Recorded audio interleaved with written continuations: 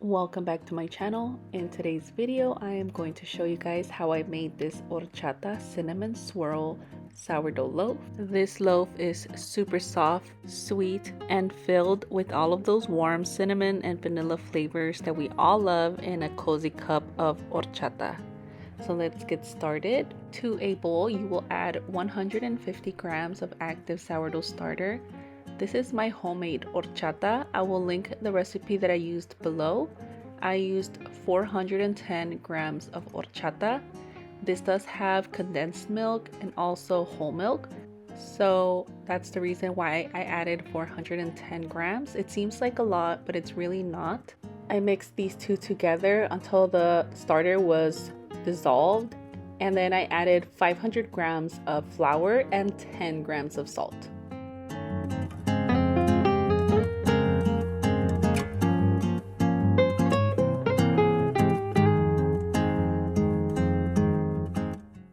You go ahead and mix everything together until the flour is well incorporated. You want to make sure to feel and see how your dough looks. If it looks too dry, go ahead and add more horchata. Depending on the recipe, you can need more or less. So if you feel like it's too wet, go ahead and put a little bit of flour. It's all about consistency.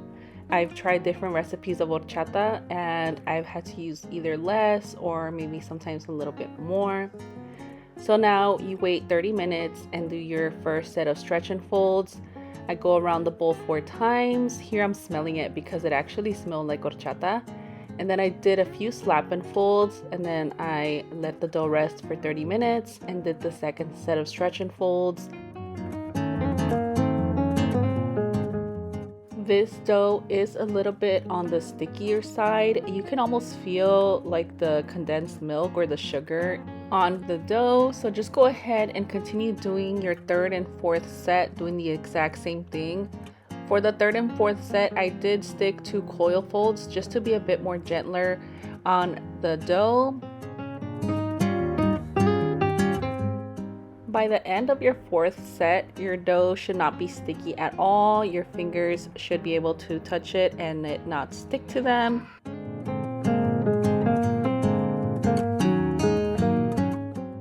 This sourdough loaf was actually so delicious and it was perfect for French toast. So I hope you guys give it a try.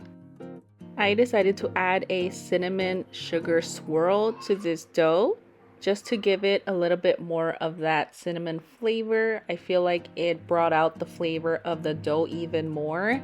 And for that, I used 4 tablespoons of unsalted room temperature butter, 5 tablespoons of brown sugar, 1 tablespoon of cinnamon, and 2 tablespoons of flour. The flour helps absorb the sugar a little bit. That way it doesn't get your dough all wet and watery. I don't know if you guys have noticed, if you guys put sugar on your dough as like an inclusion, it just makes your dough like dissolve or wet. I don't know, but it's kind of weird. So the flour helps with that a lot. Now I'm just stretching my dough a little bit, laminating it enough to put my cinnamon and sugar mixture to create that swirl that we want. You want to stretch it out into a rectangle. It doesn't have to be too big, just enough for it to fit into your banneton. So here is my cinnamon sugar mixture, and we are going to put this only in the center of the dough. It doesn't have to be perfect. You can see here it's not like fully coated. Just try your best as much as you can. The swirl will come out no matter what. Just go ahead and put your mixture, and then you're going to grab one side and fold it over towards the center, and then you're going to get the opposite side and fold it towards the center again. Both of the sides are going to meet in the middle. You do not want to overlap the sides. You're going to pinch the ends to make sure that the cinnamon sugar doesn't spill out from the dough, and then you're going to want to shape it very gently, pinching the sides to close it. This dough is literally the perfect consistency. The dough was sticking to itself like magic, and I had no dough rip from anywhere, and it was literally perfect. So now once you fold the two sides towards the center, you want to add the rest of your filling here, and then you're going to start to roll it up. This is like the perfect way to get a swirl every time. It hasn't failed me not once.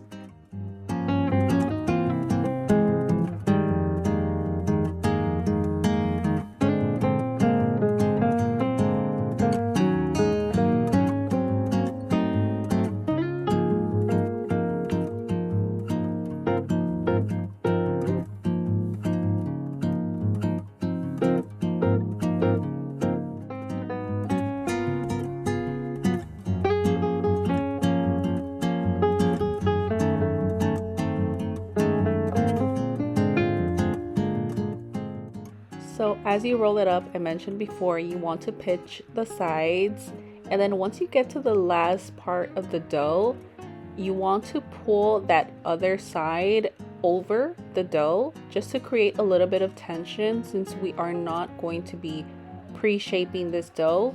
It's basically just going to stay like this, and we're going to put it in the banneton.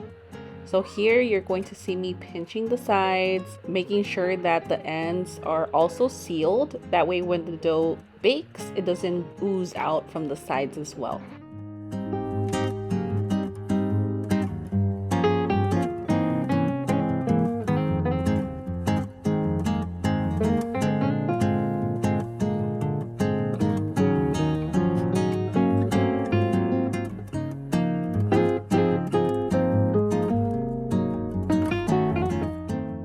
So now you get your banneton ready. I like to put some plastic wrap under the liner.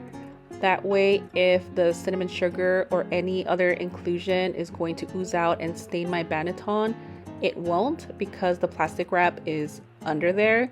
So you could just take off the liner and wash it, and your banneton will be clean and it won't get stained or dirty.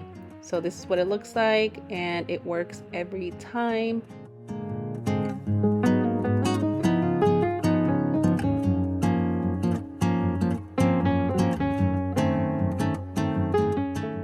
So now you put your dough into the banneton, and I like to put a plastic wrap over it, and I put it in the refrigerator overnight. You're going to see the difference of how much my dough grows. This is what the dough looks like before it's cold proof, and then this is what the dough looks like after the cold proof. It's literally ginormous.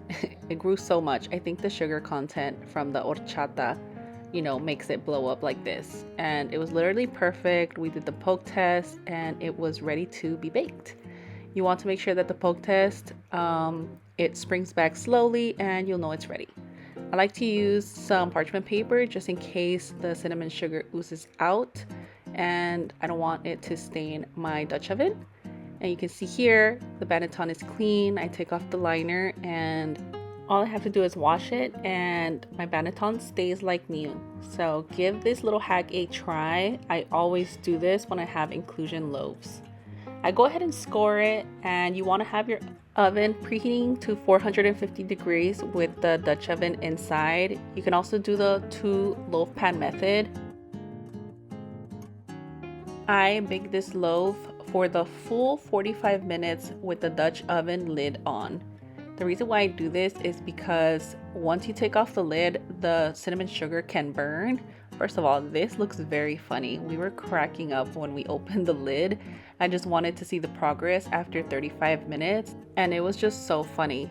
Anyways, I put the Dutch oven lid back on for another 10 minutes, so for the full 45 minutes, and this is what it looked like. I put a little bit of butter on the outside because I wanted this loaf to be more on the soft side.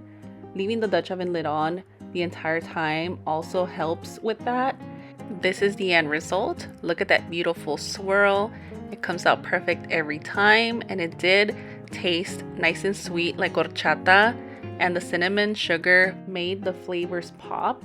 This was such a fun inclusion to try, and I'm definitely going to make it again.